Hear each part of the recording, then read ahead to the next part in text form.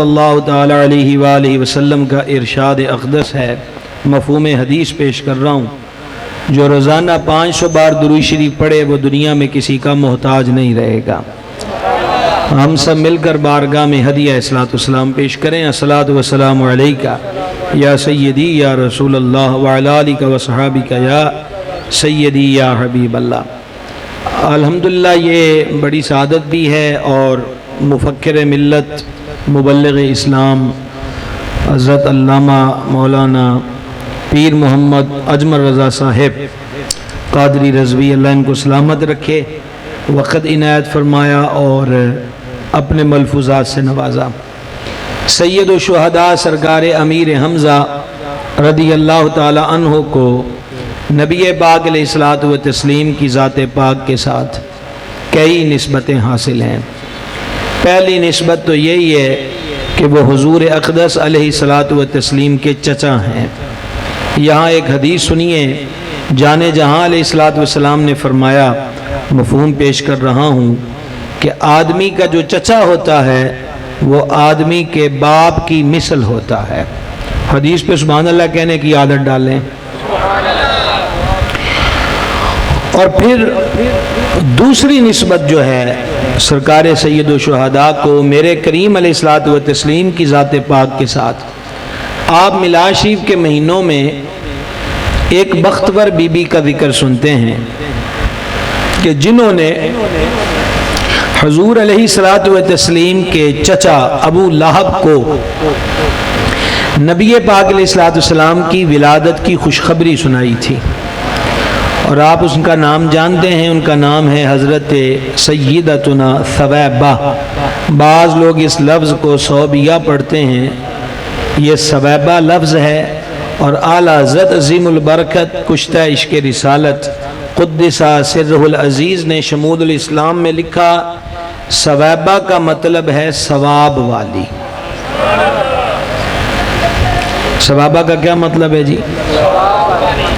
تو یہ میرے کریم علیہ الصلوۃ والتسلیم کو دودھ شریف پلانے کا شرف بی بی ثویبہ کو بھی حاصل ہے، اور سید الشہداء حضرت سیدنا امیر حمزہ رضی اللہ تعالی عنہ کو بھی انہوں نے دودھ پلایا ہے۔ اس رشتے سے سید الشہداء حضور کے رضائی بھائی بھی لگتے ہیں۔ تیسرا رشتہ میرے کریم رحیم آقا علیہ الصلوۃ والتسلیم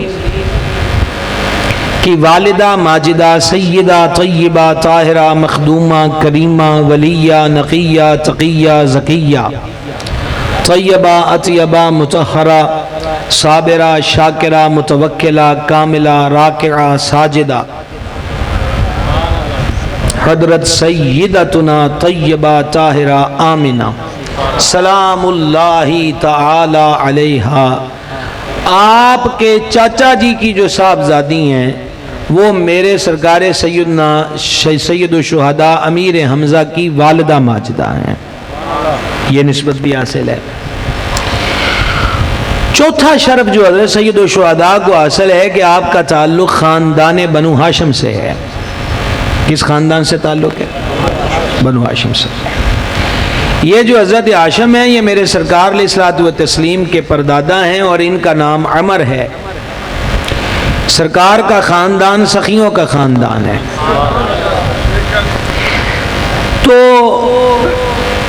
یہ جو سیدنا ہاشم ہیں یہ حجاج کرام جو آیا کرتے تھے مسافر حضرات، یہ ان سب کے لیے گوشت پکاتے شوربے والا، اور روٹی کے ٹکڑے کر کے چورا بنا کے اس شوربے میں بھگوتے اور وہ لوگوں کو کھلایا کرتے تھے۔ اور ایک روایت یہ بھی ہے جس کو ابن کثیر نے لکھا ہے کہ ایک مرتبہ مکہ شریف میں قحط ہو گیا، لوگ بھوک کا شکار ہو گئے، تو حضرت ہاشم نے فلسطین سے روٹیاں منگوائیں اور سالن پکا کے شوربے میں بھگو کے اس کا چورا کر کے سارے مکے والوں کو روٹی کھلائی۔ تو ہاشم کہتے ہیں چورا کرنے والے کو۔ ہاشم کس کو کہتے ہیں؟ تو اس لیے ان کا نام حضرت عمر ہے، عمر۔ لیکن اس وجہ سے وہ زیادہ مشہور ہو گئے کہ وہ اپنے ہاتھوں سے روٹیوں کے ٹکڑے کر کے شوربے میں بھگو کر لوگوں کو کھلاتے تھے، اس لیے ان کا نام ہی پڑ گیا چورا کرنے والا۔ حضور سید الاسیاد، فرد الافراد، غوث الاغواث، غوث کونین، مغیث دارین، سیدنا شیخ عبد القادر جیلانی حسنی حسینی بغدادی رضی اللہ تعالیٰ عنہ وارضہ فرماتے ہیں کہ میں نے وہ کام الٹ پلٹ کر دیکھے، یعنی بڑے غور سے دیکھے کہ کون سے کام اللہ کے نزدیک کر دیتے ہیں، تو مجھے وہ کام سب سے زیادہ جو اللہ کے نزدیک بندے کو کر دیتا ہے وہ بھوکوں کو کھانا کھلانا ہے۔ زندہ حضرات سبحان اللہ ضرور کہیں گی۔ یہ کون سا قبرستان سے مخاطب ہوں، زندہ بندوں کے پاس بیٹھا ہوا ہوں۔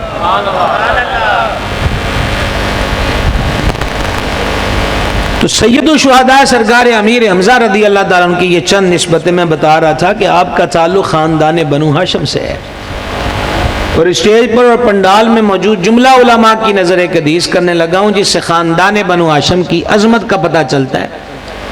سید الملائکہ جبریل امین علیہ الصلوۃ والتسلیم نے بارگاہ خیر الانام صلی اللہ تعالی علیہ وآلہ وسلم نے عرض کی، حضور میں نے مشرق و مغرب کھنگال لیے، بنو ہاشم جیسا خاندان نظر نہیں آیا اور آپ جیسی کوئی ذات نظر نہیں آئی۔ ابھی بھی آپ کی آواز کو تگڑی نہیں ہے، ویسے بیمار سی آواز ہے آپ کی، آواز تگڑی ہونی چاہیے، سمجھا؟ سید الشہداء حضرت امیر حمزہ رضی اللہ تعالیٰ عنہ کے مشرف با اسلام ہونے کا جو واقعہ ہے وہ آپ ابھی حضرت سے سماعت فرما رہے تھے۔ اس واقعے میں صرف ایک بات آپ کی خدمت میں آپ کے گوش گزار کرنا چاہتا ہوں کہ حضرت امیر حمزہ بہترین شکار کھیلتے تھے، بڑے بہادر تھے، نڈر تھے، بے باک تھے، بڑے جرری اور قوت والے تھے، لوگ ان سے ڈرتے تھے۔ ان کا یہ معمول تھا کہ جب شکار پر جاتے 2 دن بھی لگ جاتے، 3 دن بھی لگ جاتے، جب واپس آتے تھے تو اسی مسلح پوزیشن میں، یعنی وہ تیر کمان سجائے ہوتے تھے، اسی حالت میں کعبے کا طواف کر کے پھر گھر جایا کرتے تھے۔ اس کے اندر دوسری بات جو ہے کہ ابو جہل مکے کے اندر ایک سردار کی حیثیت رکھتا تھا، کوئی اس کو اوے تو ایک کر بھی نہیں سکتا تھا، وہ بڑی اونچی منچ پر بیٹھتا تھا، لوگ اس کو ابو الحکم کہتے تھے، حکمت کا باپ کہتے تھے۔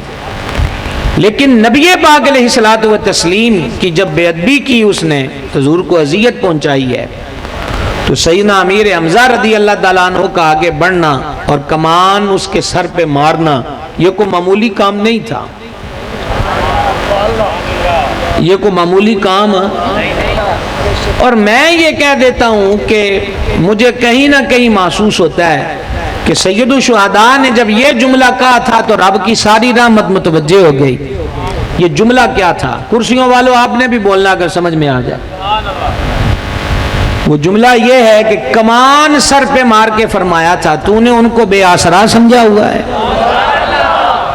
اسٹیج والوں توڑی آواز سب دی آنی، بزرگاں تو علاوہ، بزرگاں تو علاوہ، تو نے ان کو بے آسرا سمجھا ہوا ہے۔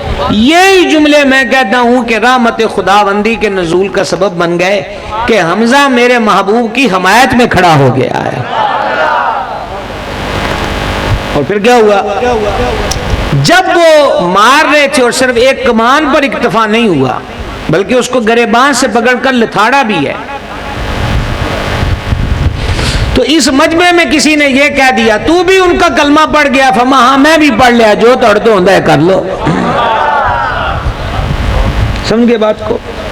اس کے ساتھ جو ایک نقطہ سمجھنے کا وہ یہ بھی ہے کہ جب جانا علیہ السلام کے دربار انور میں عرض کر دی کہ میں بدلہ لے آیا ہوں، تو فرما چاچا مجھے اس سے تو خوشی نہیں ہوئی۔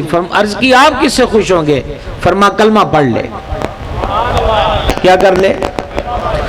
اب آپ میں پڑھے لکھے حضرات اکثر آپ بیٹھے ہیں، حضرات علماء تشریف فرمائے، بزرگ صدارت کر رہے ہیں، یہ جملہ سب کی توجہ کے لیے ہے کہ جب سید الشہداء نے کلمہ شریف پڑھ لیا تو کافر یہ کہتے تھے کہ آج ہماری جمعیت ٹوٹ گئی، آج ہماری جمعیت ٹوٹ گئی، حمزہ نے کلمہ پڑھ لیا ہے، وہ جو روز غریبوں پہ ظلم ہوتا تھا، غلاموں سے زیادتی ہوتی تھی، ان غلاموں میں حضرت بلال حبشی رضی اللہ تعالیٰ عنہ کی ذات پاک بھی ہے، جو کلمہ پڑھنے کی پاداش میں مارے اور پیٹے جاتے تھے تو وہ کہتے تھے، اور اس دن کے بعد مظلوم مسلمانوں پر ظلم و زیادتی کا سلسلہ رکنے لگ گیا۔ وہ کہتے تھے ہن حمزہ بھی انہاں دے نال ہے۔ کوئی لطف نہیں آیا آپ کے بولنے سے۔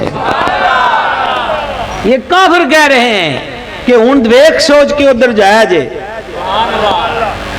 اور اگلی لطف کی بات سنیے، سید الشہداء کے قبول اسلام کے ٹھیک 3 دن بعد، کتنے دن بعد؟ تقریباً ٹھیک 3 دن بعد ایک اور عظیم لازوال باکمال لاجواب شخصیت نے دامن اسلام میں آنے کا شرف پایا، اور نام لینے لگا ہوں، اور یہ ایسا نام ہے جو صرف محبت والوں کو مزہ دیتا ہے، اور وہ نام ہے امیر المومنین غیظ المنافقین امام المجاہدین سیدنا عمر بن خطاب فاروق اعظم رضی اللہ تعالیٰ۔ صحابہ کرام علیہ رضوان کی اکثریت جو ہے وہ سارے ہی مرید مصطفیٰ ہیں۔ اس جماعت میں، اس حسین نورانی بزم میں، اس جنتی بزم میں ایک سرکار عمر پاک ہیں جو مرید مصطفیٰ بھی ہیں اور مراد مصطفیٰ بھی ہیں۔ مرید مصطفیٰ بھی ہیں اور بولو بولو بولو اونچی آواز کے ساتھ ہے۔ اور سنیو، عقیدوں کا قبلہ درست کرو، نقیبوں، خطیبوں، شاعروں اور نعت خوانوں کو پابند کرو کہ اس ذات کی منقبت بھی سناؤ کہ جن کے نام پر امیر المومنین امام الواصلین اسد اللہ الغالب امام المشارق والمغارب حل النوائب والمصائب مظہر العجائب والغرائب حضور پر نور سرکار سیدنا علی بن ابی طالب کرم اللہ تعالی وجہ الکریم نے اپنے ایک بیٹے کا نام عمر رکھا ہے۔ سب کی آواز نہیں آئی۔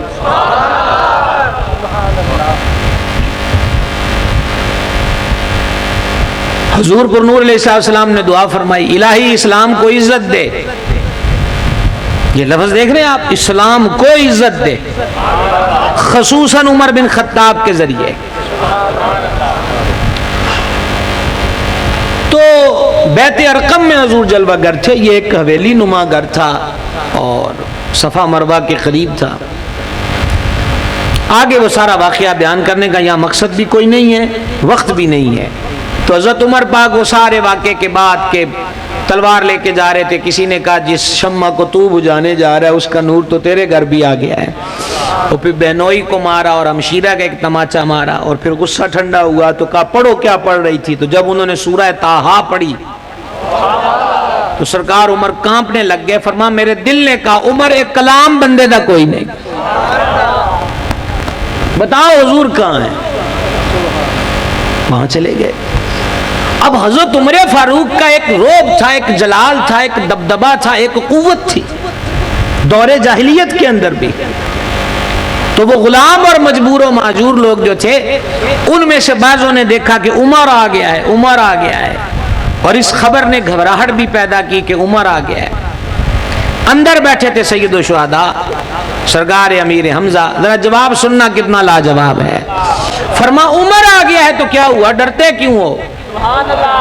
دروازہ کھولو، خیر کے ارادے سے آیا ہے تو ویلکم کہیں گے، اور ارادہ برعکس ہے تو اسی کی تلوار سے معاملہ تمام کر دیا جائے گا۔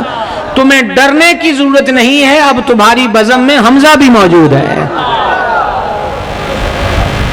اور حضور مسکرا رہے ہیں، اور یہ مسکراہٹ بتا رہی ہے کہ تمہیں اس بحث میں پڑھنے کی حاجت کیا ہے، عمر آپ نہیں آیا، ہم نے دعا کروا کے منگوایا ہے۔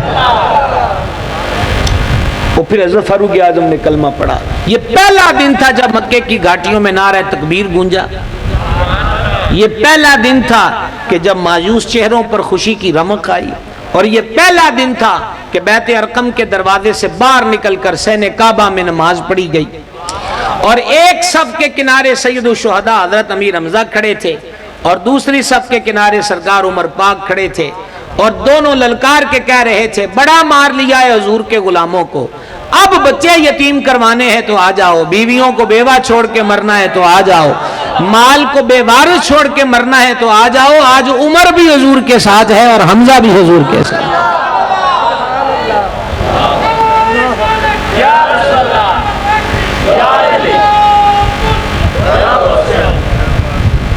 کو سمجھ آ رہی ہے؟ جلدی جلدی بولیے گا ذرا، سمجھ آ رہی ہے آپ کو؟ احباب گرامی قدر گزارے یہ کر رہا تھا اگلا جملہ اب جو میں نے پہلے کہا تھا، کافر کیا کہتے تھے؟ سرکار حمزہ پاک ادھر چلے گئے، ہماری جمعیت ٹوٹ گئی۔ اور جس دن حضرت فاروق اعظم نے کلمہ پڑھا، خادم الحفاظ امام سیوطی کی تاریخ الخلفاء دیکھیں، ظاہری بات ہے عربی سے اردو اور پھر اردو سے میں پنجابی میں ترجمہ کرنے لگا ہوں، اور آپ نے عربی میں سبحان اللہ کہنا ہے اگر سمجھ میں آ جائے تو جب سرکار عمر پاک نے بھی کلمہ پڑھ لیا تو پھر کافر کہتے تھے آج ساڈا لک ٹوٹ گیا ہے، آج ساڈا، بولو بولو اونچی آواز میں، کیا ہو گیا؟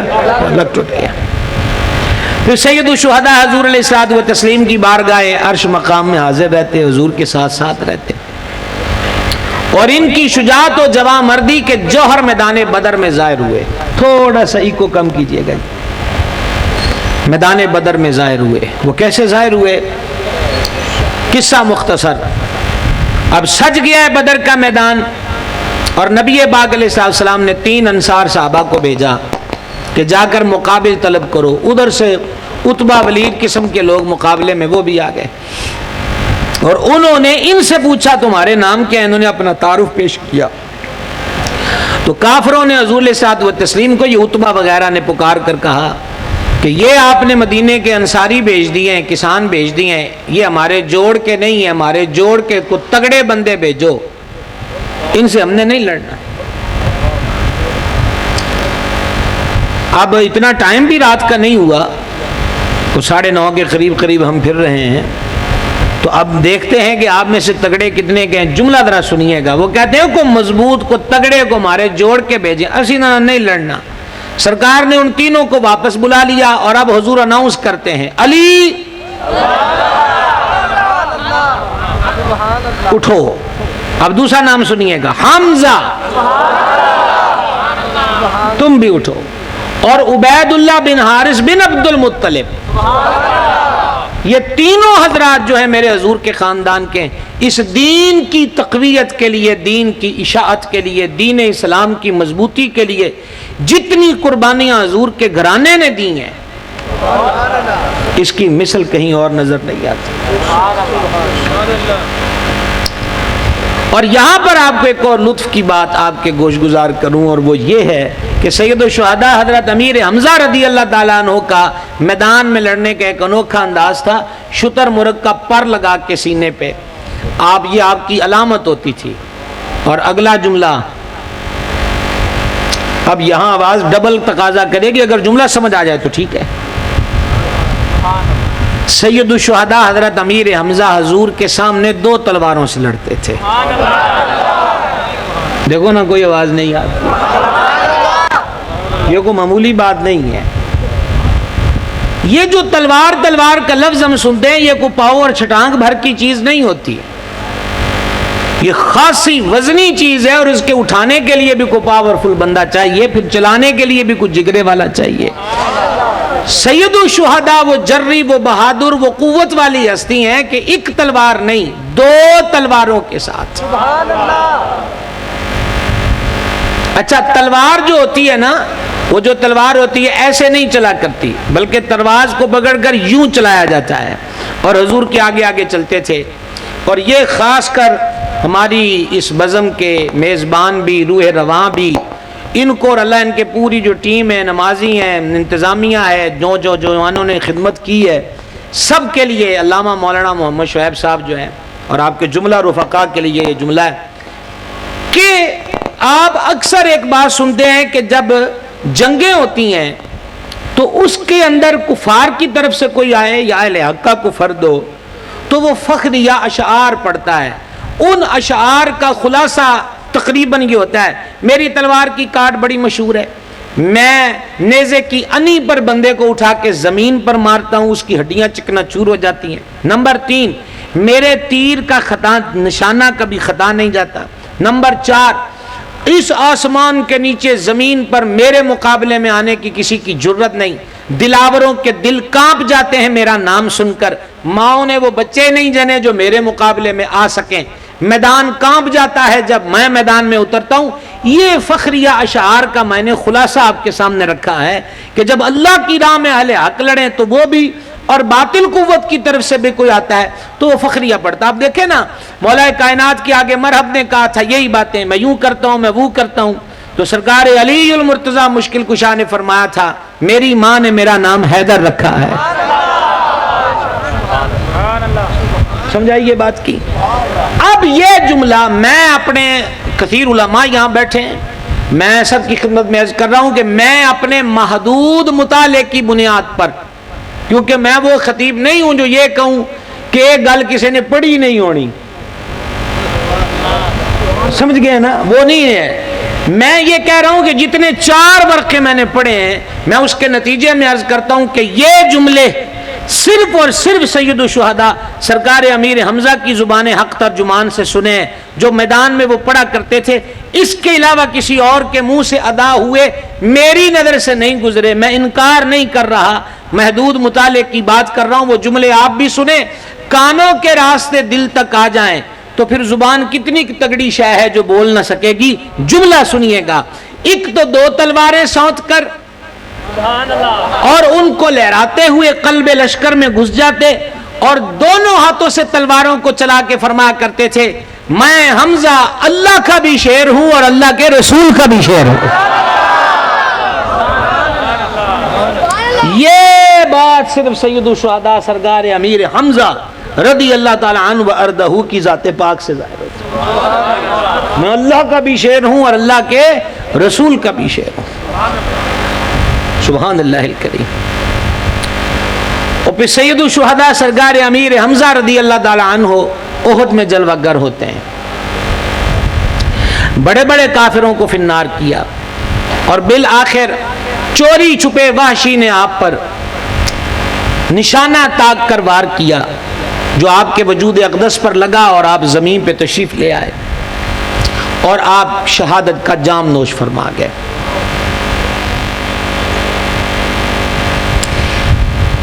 آپ کے وجود اقدس کے ساتھ مثلا کیا گیا. ناک کاٹی گئی، کان کاٹے گئے، زبان کاٹی گئی، ہونٹ کاٹے گئے، اعضاء کو کاٹا گیا. یہ حضور کا لاڈلا چاچا ہے. حضور ان کے وجود پر نور پہ رونق افروز ہوئے. بڑے لفظ ایسے ہوتے ہیں کہ ہم ان لفظوں کی ادائیگی کے لیے لفظوں کے سہارے ڈھونڈتے ہیں پر ہمیں لفظوں کے سہارے دستیاب نہیں ہوتے اور سوائے خاموشی کے ہمارے پاس اس کا حل اور کوئی نہیں ہوتا کہ یہاں لفظ بولیں تو کون سا بولیں. موقع پر موجود صحابہ اکرام علیہ رضوان فرماتے ہیں ہم نے کسی کے لاشے پر حضور کو یوں سسکیاں لیتے نہیں دیکھا جس طرح ہم نے سید العالمین کو اپنے لاڈلے چچا حضرت امیر حمزہ کے جسد انور پر کھڑے ہوتے. اور آپ دیکھیے کہ ان کلمات کے اندر، ان الفاظ کے اندر کیسا درد ہے. یا حمزہ، یہ کٹے ہوئے لاشے پہ کھڑے ہو کے حضور فرما رہے ہیں یا حمزہ یا عم رسول اللہ، اے رسول اقدس کے چچا. اور حضرات علماء بزرگوں میرے سارے جو احباب ہیں، میں بولنے کی اپیل نہیں کرنے لگا. یہ معاملہ ہی یہاں ایسا ہے کہ جہاں کیا کسی نے بولنا اور کیا کسی نے کہنا ہے. لیکن اتنا ضرور کہوں گا کہ اس جملے کے ترجمے سوچتے رہیے گا گھر میں جا کر. آج رات بستر پہ جا کے اس پہ غور ضرور کریے گا. ہمیں کوئی دکھ ہو، درد ہو، رنج ہو تو ہمارا رخ مدینہ شریف کی طرف ہے. میرا امام کہتا ہے ان کے نثار کوئی کیسے ہی رنج میں ہو، جب یاد آ گئے ہیں سب غم بھلا دیے. حضور کی یاد اور حضور کی چوکھٹ پہ فریاد. اے شافع امم شہدی جاہ لے خبر، للہ لے خبر میری للہ لے خبر. جنگل درندوں کا ہے میں بے یار شب قریب، گھیرے ہیں چار سمت سے بدخواہ لے خبر، مجرم کو بارگاہ عدالت میں لائے ہیں، تختہ ہے بے کسی میں تیری راہ لے خبر، مانا کہ سخت مجرموں ناکارہ ہے رضا، پر تیرا ہی تو بندہ درگاہ لے خبر۔ ہم فریاد حضور کی چوکھٹ پہ کرتے ہیں، جملے سنیے گا، قلب میں محفوظ کیجئے گا۔ یہ مولانا محمد شعیب صاحب جس عشق سے وارفتگی سے سید الشہداء کے عرس کا اہتمام کرتے ہیں، یہ معمولی بات نہیں ہے۔ اور حضرت علامہ پیر اجمل رضا صاحب نے جو بڑی حسین بات کہی کہ حضرت سرکار سید الشہداء سے محبت کرو گے تو حضور کی محبت پالو گے۔ اب سنیے گا حضور نے کیا کہا ان کے جسد انور پہ کھڑے ہو کر، کہا اے حمزہ، اے رسول اقدس کے چچا، اور اب ہی وہ جملہ ہے، اے غموں کے دور کرنے والے۔ یہ حضور فرما رہے ہیں، سید الشہداء کے لیے فرما رہے ہیں، اے غموں کو دور کرنے والے، اے کرب اور بے چینی کو دور کرنے والے۔ یارو کہاں سے لائے وہ سمندروں بھری انک، اور کہاں سے لائے ساری دنیا کے درخت کاٹ کر قلم، اور پھر کہاں سے لائے وہ وسعت علمی کہ جو یہ لکھ سکے کہ سید الشہداء کا رتبہ کیا ہے، جن کو حضور یہ فرما رہے ہیں، او دکھوں کے دور کرنے والے، او غموں کے دور کرنے والے، او کرب و اضطراب و بے چینی کے دور کرنے والے۔ اور پھر کیا جملے کہے، سرکار کریم علیہ السلام نے فرمایا، اے حمزہ، اے رسول اقدس کے چچا، اے دکھوں کو دور کرنے والے، اور اے نیک کام کرنے والے۔ صحیح بخاری جنازے والے چیپٹر میں حدیث ہے، جنازہ گزرا، لوگوں نے کہا اچھا ہے، اچھا ہے، اچھا ہے، نیک ہے، چنگا ہے، فرما واجب ہو گئی۔ پھر جنازہ گزرا، ماڑا ہے، پیڑا ہے، اچھے کام نہیں تھے، فرما واجب ہو گئی۔ عرض کیا جانے جہاں کیا واجب ہو گئی، فرما جس کی تعریف کری تم نے اس پہ جنت، اور جس کے عیوب یا نقائص کو بیان کیا اس پہ جہنم، کیونکہ تم زمین پر اللہ کے گواہ ہو۔ عامت المسلمین میں اگر کسی فوت شدہ کی چنگیائی نیکی پر کوئی گواہی دے دے، اس پر جنت واجب ہو جاتی ہے، جس کے لاشے پہ کھڑے ہو کر حضور گواہی دے رہے ہو۔ اے فاعل الخیرات، اے خیر کے کام سر انجام دینے والے۔ آپ نے توجہ ادھر رکھنی، آپ کو میری انشاءاللہ آواز آئے گی، یہاں تک کو سمجھ آئی ہے۔ اور اب اس کے آگے چوتھا جملہ سنیے، اے رسول اقدس کے چہرے سے دشمنوں کو دور کرنے والے۔ اللہ اکبر کبیرہ، کیا کرنے والے؟ محبوب خدا کے چہرے کی دشمنوں سے حفاظت کرنے والے۔ ذاب عن وجہ رسول اللہ، حضور وجہ کریم سے دشمنوں کو دور کرنے والے۔ یہ کوئی نعت گو شاعر کلام نہیں کہہ رہا، یہ نقیب کی نقابت اور خطیب کی خطابت نہیں، وما ینطق عن الہوا جیسی ستھری زبان سے نکلا ہوا کلام ہے۔ کروڑوں منقبتیں لکھیے، قصیدے لکھیے، واللہ العظیم ان کلمات کا نہ کوئی مقابل ہو سکتا ہے، نہ نعم البدل ہو سکتا ہے۔ اے حمزہ، اے رسول اقدس کے چچا، اے نیک کاموں کو سر انجام دینے والے، اے دکھوں کو دور کرنے والے، اے حبیب خدا کے رخ زیبا کی دشمنوں سے حفاظت کرنے والے۔ صحابہ کرام فرماتے ہیں، ہم نے اشک بہتے بھی دیکھے، ہچکیاں بنتی بھی دیکھی، ہچکیاں بنتی بھی دیکھی، اور پھر کیا ہوا توجہ کیجئے گا، اسی عالم اور کیفیت میں سید الملائکہ جبریل امین حاضر ہوئے۔ اور اس بات کو حاکم نشا پوری نے مستدرک میں لکھا۔ آپ بہت زیادہ تھک تو نہیں گئے؟ ہم اختتام کی طرف بڑھ چکے ہیں، آپ بہت زیادہ تو نہیں تھکے ہوئے؟ آپ اتنے تھک گئے ہیں کہ اتنا بھی نہیں بتا سکتے کہ کتنا تھک گئے ہیں۔ جبریل امین حاضر ہوئے، اور یہ پروٹوکول بھی بتائیے دنیا میں کس کو ملا، یہ اعزاز و شرف بھی اور کس کے حصے میں آیا کہ محبوب کے غم کو دیکھ کر جل شانہ نے جبریل امین کو بھیجا، اور آ کر جبریل پاک نے حضور سراپا نور کی خدمت بارگاہ عظمت میں اللہ تعالیٰ کا سلام اور پیغام پہنچایا کہ محبوب ہم نے آپ کے پیارے چچا کا نام 7ویں آسمان پر، یہاں تو بولنا بنتا ہے آپ، یہاں خاموشی آپ کے چہروں کے مطابق نہیں ہے، اور جس کی یاد میں بیٹھے ہو وہ اس کا حق ادا کرنے کے لیے بھی آپ کی خاموشی جچنے کی نہیں ہے۔ اللہ کریم نے 7ویں آسمان پر لکھ دیا ہے کہ حمزہ جو عبد المطلب کا بیٹا ہے وہ اللہ کا بھی شیر ہے اور اللہ کے رسول کا بھی شیر ہے۔ اب مجھے اتنا بتلائیے، آپ جانتے ہیں کہ مولا مرتضی اسد اللہ ہیں اللہ کے شیر، کس کے؟ جن کو صرف اللہ کا شیر کہا گیا، وہ خیبر کے قلعے کا دروازہ ایک ہاتھ سے اٹھا کر زندہ ذرا سبحان اللہ کہیں، میں تو یہی تقاضا کر سکتا ہوں، کیونکہ موجود تو مجھے آپ نظر آ رہے ہیں، میں کہوں جی جتنے موجود ہیں وہ کہیں، آگے زندگی کی بات ہے۔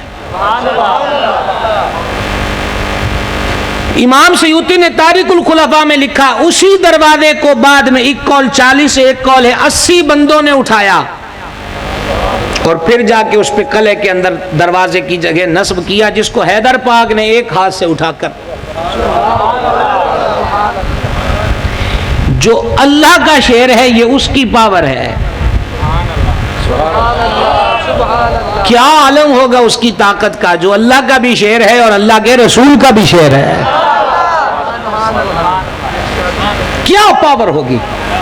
اور سید الشہداء میرے کریم کے بھی چچا ہیں اور حیدر کرار کے بھی چچا ہیں، یہ آپ کے علم میں ہے، سمجھا رہی ہے بات کی۔ سید الشہداء امیر حمزہ اللہ کے بھی شیر ہیں اور اللہ کے رسول کے بھی شیر ہیں۔ اور اب سماعت کیجئے ان کی شان و عظمت کا ایک اور حسین پہلو۔ شہید ہو گئے، آقا علیہ السلام نے جنازہ پڑھایا، سب سے پہلے سید الشہداء کا پڑھایا، اور یہاں پر علماء نے بڑا طویل کلام کیا، خصوصاً اعلیٰ حضرت عظیم البرکت مجدد دین و ملت کشتہ عشق رسالت امام احمد رضا محدث بریلوی قدس سرہ العزیز نے اس عنوان پر قلم اٹھایا تو پھر تحقیق کے جوہر دکھائے اور دلائل کے دریا بہائے کہ تکرار نماز جنازہ فقہ حنفی میں مکروہ ہے، یعنی ایک بار جنازہ ہو گیا تو دوبارہ جنازے کی ضرورت، ہاں اگر پہلے جنازے میں ولی میت کے ولی اقرب نے شرکت نہیں کی، ولی اقرب نے شرکت نہیں کی تو دوبارہ جنازہ ہو سکتا ہے، لیکن اس جنازے میں نہ پہلا امام پڑھائے گا اور نہ وہ شریک ہوں گے کہ جو پہلے جنازے میں شریک ہو گئے۔ یہ ساری بحث فتاوی رضویہ میں دیکھی ہے۔ وہاں ایک وہم پیدا ہوا اور بعضوں نے اس کو لکھ بھی دیا کہ سید الشہداء کا جنازہ حضور نے 70 بار پڑھایا ہے۔ اب میں دوبارہ تقاضا کروں اور آپ کی زندگیوں کے ثبوت مانگوں تو کتنے بجے تک؟ سبحان اللہ، سبحان اللہ۔ یہاں امام اہل سنت نے تحقیق کا حق ادا کرتے ہوئے لکھا کہ سرکار نے 70 مرتبہ سید الشہداء کا جنازہ نہیں پڑھایا، جنازہ ایک بار ہی ہوا ہے۔ ہوتا یہ تھا کہ ایک ایک مبارک جسد انور شہید کا آتا، حضور پڑھاتے اور اٹھا لے جاتے۔ حضرت امیر حمزہ کا پہلے پڑھایا، فرما میرے چاچے کو نہ اٹھاؤ، اس کا لاشا یہیں پر رہنے دو، باقیوں کو بھی لاتے چلے جاؤ۔ تو جہاں حضور باقیوں کو دعا سے نواز رہے تھے، اپنے چچا کے لیے بھی دعا فرما رہے تھے۔ تو یہ عمل بھی حضور کی محبت کی دلیل ہے، جو حضور کو سید الشہداء سے محبت ہے۔ اور احباب گرامی قدر، میں کہتا ہوں یہ عشرہ مبشرہ جو ہیں، اصحاب صفہ جو ہیں، ہمارے اہل سنت کو چاہیے کہ ان حضرات کے نام پر باقاعدہ جلسے کریں۔ کیوں کریں؟ دنیا کو بتلائیں کہ یہ کون ہے۔ اگر بابے بوٹی شاہ کے بارے میں دنیا کو بتایا جا سکتا ہے، دیکھو نا یہ آپ کا حال ہے، میں آپ سے کیا کہہ سکتا ہوں۔ لوٹے شاہ کے بارے میں اگر جلسہ اور عرس ہو سکتا ہے تو جن آنکھوں نے حضور کو دیکھا اور جو وجود حضور کی صحبت میں رہے اور جن کے چہروں پر دیکھیں، صحابی کا ایک کمال یہ ہے کہ صحابی کی نظر نے حضور کو دیکھا ہوتا ہے اور صحابی کے لیے اس سے بھی بڑا کمال یہ ہے کہ مصطفیٰ جان رحمت کی نظریں ان کے چہرے پر پڑی ہوتی ہے. یہ شرف و اعزاز اس سے بھی بڑا ہے. دنیا کو پتا چلے، صرف بوٹی شاہ کا ہی نہ پتا چلے، حضرت ابو ہریرہ کا بھی پتا چلے، سعد بن ابی وقاص کا بھی پتا چلے. اور دیکھو اسی احد کے میدان میں حضرت سیدنا عمر بن جموح تھے جو ایک پاؤں سے لنگڑا کے چلتے تھے، 4 بیٹے تھے. وہ پترو مینوں بھی بٹھا کے لے جاؤ. انہوں نے کہا ابا آپ لنگڑا کے چلتے ہیں اور ایسے بندے پر جہاد فرض نہیں ہے، ویسے بھی آپ کے 4 بیٹے جا رہے ہیں، اور یہ اعزاز آپ کے لیے کیا کم ہے کہ آپ قیامت کے دن 4 شہیدوں کے باپ بن کر. سیدنا عمر بن جموح کہنے لگے چلو میں نے ایک دفعہ حضور نہ تے میری گل کرا دیو.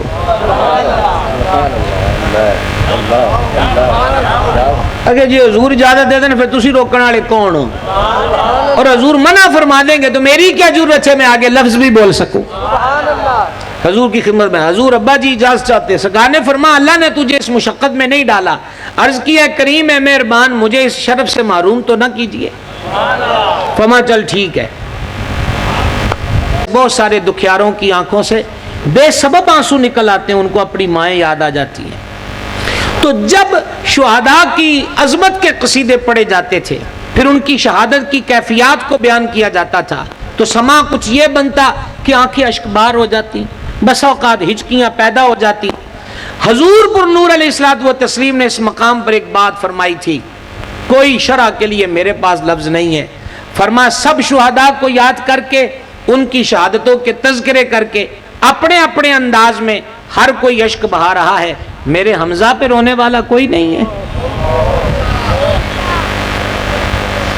یہ امام الصابرین نے فرمایا. صحابہ اکرام علیہ رضوان کی عقیدت پہ قربان جاؤں، جماعت صحابہ کے عشق اور واہ رفتگی پہ قربان جاؤں، حضور سے ان کی مخلصانہ محبت و عقیدت پہ نثار ہو جائیں. حضرات صحابہ اکرام نے اپنے گھر کے فرد کو پابند کر دیا. آج کے بعد کسی بچھڑنے والے کو یاد کیا جائے تو سب سے پہلے حضور کے چچا کا تذکرہ کرنا، باقی شہیدوں کا تذکرہ بعد میں ہوگا. پھر کیا ہوا یہ بھی شاخ محقق نے لکھا ہے، اور علامہ مولانا محمد شعیب قادری رضوی صاحب یہ بالخصوص بات آپ کے لیے ہے اور ہر اس عشق والے کے لیے بھی ہے جو من میں حضور کے چچا کا پیار بسا کر بیٹھا ہے. شاخ محقق لکھتے ہیں اس کے بعد کچھ بیبیاں جمع ہو گئیں حضور کے حجرہ شریف کے قریب اور سید الشہداء کا ذکر کرنے لگیں، اور بعض کلام کے دوران بعضوں کے رونے کی آواز بھی آئی. حضور پر نور علیہ الصلوۃ والتسلیم نے فرمایا یہ کون ہے؟ عرض کی مدینہ منورہ کے گھروں کی کچھ بیبیاں ہیں، حضرات صحابہ علیہ رضوان کی کچھ ازواج ہیں.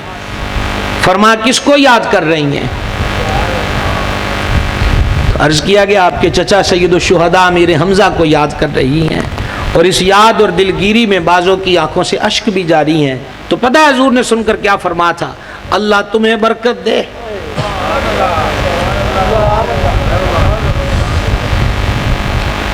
اللہ تمہیں برکت دے، تمہاری اولاد کو برکت دے، اور تمہاری اولاد کی اولاد کو برکت عطا فرمائے. یعنی سید الشہداء کا جو ذکر کرتا ہے حضور اس سے اتنا خوش ہوتے ہیں کہ 3 پیڑھیوں کو حضور دعا سے نواز رہے ہیں.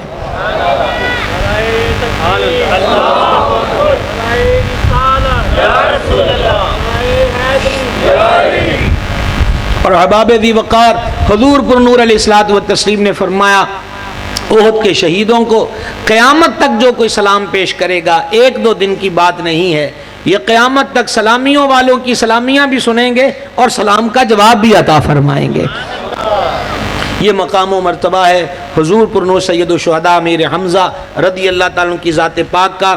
اور میں تحدیث نعمت بھی سمجھتا ہوں اور ضروری بھی سمجھتا ہوں، میرا پیر خانہ ہے بریلی شریف، میں اعلیٰ حضرت کے در کا بھکاری ہوں، اعلیٰ حضرت کے دامن کرم الحمدللہ اللہ نے ہمارے ہاتھ میں دیا ہے.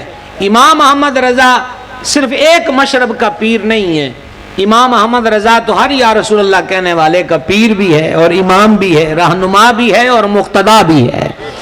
امام احمد رضا کی کرامت یہ ہے کہ امت کی محبت کا رشتہ حضور سے ٹوٹنے نہیں دیا۔ امام احمد رضا کی خدمت یہ ہے کہ امت کو ادب کی سڑک کی خبر دی کہ خبردار، ٹوٹی پھوٹی بے ادبی کی سڑکوں پہ نہ چلنا، نقصان اٹھاؤ گے۔ یہ صاف سڑک ہے جو ادب کی ہے، احترام کی ہے، تعظیم کی ہے، عشق کی ہے، وارفتگی کی ہے، خلوص کی ہے۔ اس راہ پر چلو، جب چلو گے تو جنت باہیں کھول کر تمہارا انتظار کرتی نظر آئے گی۔ امام احمد رضا اور پھر امام احمد رضا کے خاندان نے پوری امت مسلمہ پر وہ احسانات کیے ہیں کہ واللہ العظیم کتنا بھی بولیے حق ادا نہیں ہوتا ان کو خراج تحسین پیش کرنے کا۔ اور میرا خیال ہے پتہ نہیں آپ میں سے کتنوں کو یاد ہوگا، اور یہ مولانا شعیب صاحب کی بختوری کا ایک حصہ بھی ہے کہ آج جو 2 تاریخ ہے چاند کی، یہ صدر الشریعہ بدر الطریقہ سیدی محدث اعظم کے استاد، اعلیٰ حضرت کے خلیفہ، بہار شریعت کے رائٹر، حضور سیدی و سندی مفتی محمد امجد علی اعظمی حنفی قدس سر العزیز کا بھی آج عرس مبارک ہے۔ بہر امجد کر عطا مجھ کو رضائے مصطفیٰ، اور شریعت کی بہار مصطفیٰ کے واسطے صدر الشریعہ کا بھی آج عرس ہے جو اعلیٰ حضرت کے خلیفہ ہے۔ اور صدر الشریعہ وہ ہستی ہیں جنہوں نے اردو زبان کے اندر فقہ حنفی کا انسائیکلوپیڈیا اس امت کو دیا، اور آپ بہار شریعت کے چند حصوں کو پڑھیں اور صدر الشریعہ کا غم پڑھیں، صدر الشریعہ کا دکھ پڑھیں۔ آج بیٹا فوت ہو گیا، آج بیٹی فوت ہو گئی، آج نظر کی کمزوری کا اثر ہے، آج بازار سے کاغذ نہیں ملا، اس کے باوجود 17 جلدیں دے گئے بہار شریعت کی۔ اور بہار شریعت میں ایک مقام پہ فرماتے ہیں کہ اگر فقیر کی زندگی نے ساتھ دیا اور صحت بھی شامل حال رہی تو میں اتنی ہی جلدیں تصوف اور سلوک پر لکھنا چاہتا ہوں۔ تاج الشریعہ، اعلیٰ حضرت کے خاندان کا چمکتا ہوا چاند، نام ہے مفتی محمد اختر رضا الازہری۔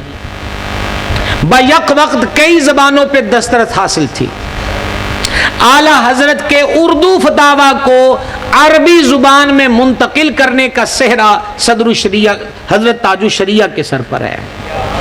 میں نے پہلی بار ان کی زیارت مدینہ منورہ میں کی۔ ہم اس گھر کے نمک خار جو ٹھہرے،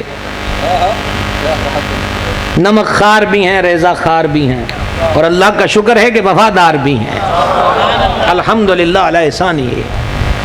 تو ہمارے ایک بھائی، انہوں نے جب میں مدینہ منورہ پہلا ہی روز حاضری کا تھا تو ان کا میسیج آ گیا، اور میسیج یہ تھا کہ حضرت تشریف لائے ہوئے ہیں مدینہ پاک میں، حاضر ہیں، تو کیا آپ ان سے ملاقات کریں گے؟ تو میں نے کہا اور کیا چاہیے، جس گھر نے ہمیں مدینہ سکھایا ہے، جس گھر نے ہمیں یہ کہا حرم کی زمین اور قدم رکھ کے چلنا، اور سر کا موقع ہے ہو جانے والے، آج اسی گھر کا چراغ آیا ہے تو ہمارے تو جناب کیا ہو گیا، نور علی نور ہو گیا۔ تو جو میں نے دیکھا، حضرت سیدی تاج الشریعہ قدس سر العزیز کی یہ پہلی بار زیارت تھی، گوری رنگت، سر پہ امامہ، چشمہ لگا ہوا، سفید داڑھی شریف، سفید سر کے بال، سفید آنکھوں کی بھویں، اور پھر بھی آواز بڑی پرجلال۔ کمرے میں داخل ہوئے، ظاہری بینائی رخصت ہو چکی تھی اس وقت، السلام علیکم کی صدا آئی، آنکھوں نے دل تک تازگی بخشی، اور کانوں کی راہ وہ سلام کی آواز رس گھولتی چلی گئی، اور بڑی دیر ان سے شرف زیارت پایا۔ میں نے مدینہ پاک 2 حاضریوں میں ان کی زیارت کا شرف وہاں پایا، اور 1 مرتبہ ان کی زیارت کا شرف بریلی شریف میں اعلیٰ حضرت کی درگاہ اقدس پر۔ میں نے ان کی ذات میں یہ دیکھا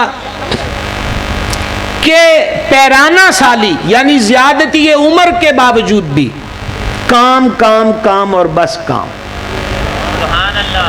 ظاہری بینائی رخصت ہو چکی تھی۔ بزرگ جانتے ہیں دلال الخراج شریف کے بارے میں، یہ درود پاک کی وہ حسین کتاب ہے جو 4 سلاسل کے اندر پڑھی جاتی ہے، اور میرے مرشد کریم نائب محدث اعظم پاکستان سیدی الحاج پیر محمد عبدالرشید قادری رضوی رحمت اللہ تعالی علیہ نے اس فقیر کو کئی بار اس کی اجازت بخشی، اور ایک بار یوں بھی فرمایا، بندہ خدا دلال الخراج شریف پڑھنے کی بے شمار برکات ہیں، ان میں سے ایک یہ بھی ہے کہ دلال الخراج شریف پڑھنے والے کو کبھی رزق کی کمی نہیں ہوتی۔ یہ درود شریف کے صیغوں پر مشتمل کتاب ہے دلال الخیرات۔ تو بینائی رخصت ہو چکی تھی، ان کے ایک مرید تھے، وہ ساتھ حاضر تھے، تو حضرت تاج الشریعہ زبانی پڑھ رہے تھے، گاہ گاہ کہیں لقمے کی ضرورت پڑتی تھی تو وہ لقمہ دے دیتے تھے، لیکن اپنے وظائف، اورات، عملیات وہ تمام کے تمام اسی طرح جاری تھے۔ اب کیا جی، اب جس سیشن شروع ہو گیا، کیا سیشن ہے جناب؟ اب جناب وہ نیٹ کے ذریعے پوری دنیا کے اندر سوالوں کے جواب دیں گے، سوال عربی میں بھی ہیں، سوال انگریزی میں بھی ہیں، اور اردو میں تو ہیں ہی ہیں، اور حضرت تاج الشریعہ سب سوالوں کے جواب ارشاد فرما رہے ہیں۔ توجہ ہے آپ لوگوں کی، توجہ ہے آپ لوگوں کی۔ اور میں نے ان کی جو کیفیت بریلی شریف میں دیکھی، غالباً وہ اپریل کے ابتدائی دن تھے، اور آپ جانتے ہیں کہ اپریل کے ابتدائی دنوں میں کوئی بہت زیادہ ٹھنڈی نہیں ہوتی۔ اس وقت اگر میرا حافظہ ساتھ دے رہا ہے، 3 سال قبل کی بات ہے کہ 2 کمبل اوڑھے ہوئے تھے، اور ان کے قدمین پاک کو ایک مرید تھے وہ دبا رہے تھے، ایک صاحب ان کے سر پہ ہاتھ پھیر رہے تھے، اور مولانا کاشمیری صاحب جو ہیں حضرت کے مرید خاص، وہ سرانے بیٹھے تھے اور فتاوی رضویہ شریف سے اردو عبارتیں پڑھ کے سنا رہے تھے۔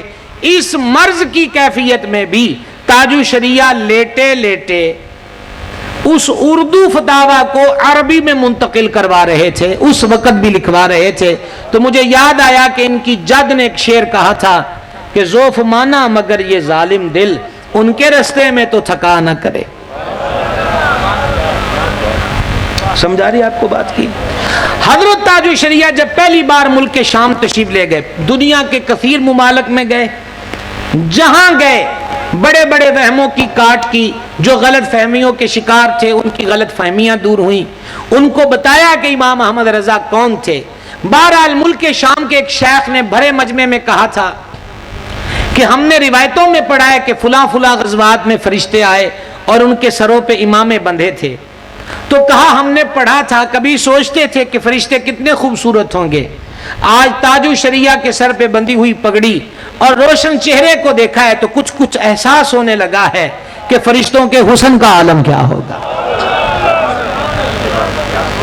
ایسی عظیم و جلیل شخصیت حضرت سیدی تاج الشریعہ رحمہ اللہ کی تھی، اور جو بات علامہ صاحب فرما گئے وہ بات حق ہے کہ ہند کفرستان ہند کے اندر، اور وہ بھی متعصب ہندو جنونیوں کے اندر، آج بھی جو حال ہے مسلمانوں کا وہ کسی سے ڈھکا چھپا نہیں ہے، باندھ باندھ کر مارا جا رہا ہے مسلمانوں کو، گائے کے ایشو پر مارا جا رہا ہے۔ کتنا کرم ہے ملک پاکستان پر کہ اللہ نے یہ دیش اسلام کے نام پر عطا کیا ہے۔ ہم سید الشہداء کے صدقے رب سے دعا کرتے ہیں اللہ اس ملک کو سلامت رکھے، اور اس ملک کو نظام مصطفیٰ کا حسن عطا فرمائے، اور اس ملک کی سرحدوں کی حفاظت اور سرحدوں کے محافظوں کی حفاظت فرمائے۔ تو ایسے مواقع پر بھی کبھی نہیں رکے۔ جو حق بیانی بریلی والے بابے کی ڈیوٹی تھی، وہی حق بیانی ان کی اولاد امجاد نے بہتر طریقے سے نبھائی اور اس کو آگے پہنچایا۔ اللہ کریم ان ہستیوں کے فیض و برکات سے ہمیں دونوں جہانوں میں مالا مال رکھے، نسبت سلامت رکھے، تا قیامت رکھے، قیامت کے دن ہم بے نسبتیں نہ اٹھیں۔ اللہ بچائے کہ بے نسبتیں ہوں۔